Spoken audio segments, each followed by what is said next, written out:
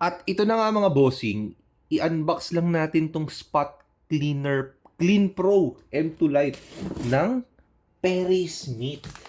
Tignan natin ano laman eh. At syempre, ang laman ng box ay isa pang box.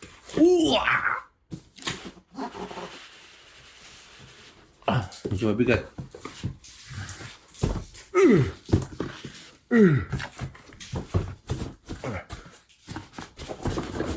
Ayan. Yun. So, ayan. Spot Cleaner Clean Pro M2 Lite. Wala bang M2 Heavy? Ayan. So, ayan. So, ang kasama ng kahon ay syempre pang suporta dun sa ating product yung ating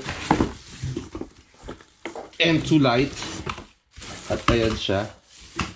So, ito natin siya. Ang liit lang pala talaga. Very light. Oh. Iyan oh. Yung hose niya. So, gagamitin lang natin ito para dun sa ating upuan na dinumahan ng ating asawa. Ayan. Oh. Boom, boom, boom. At syempre, yung mga attachments niya ay nasa loob. Alamin na lang natin later paano siya bubuksan. So, yan yung kasama. Ano pa ba? Syempre, kasama din guys ang manual.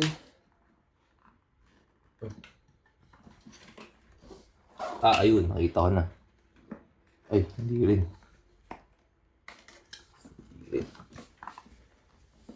Ay, ayun pala. So, ayan. So, tapos ito yung attachments niya siguro yung mga nandun sa loob.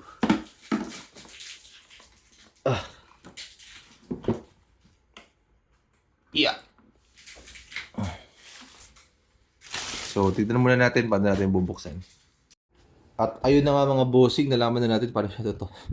Ito lang pala. Baka kasi akala ko kanina maputol. So, ayan. Yung kanyang ano to? Tignan natin.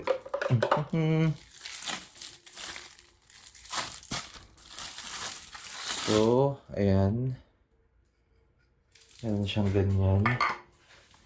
Tapos, ito naman ay merong ganiring attachment. O, ayan, pang brush. Takot, mamaya natin tanggalin. Tsaka ito. So, tatlo lang yung attachments niya. Hop. Ito, hindi ko alam kung para saan to. Pero, alamin na lang natin. So, ayun lang.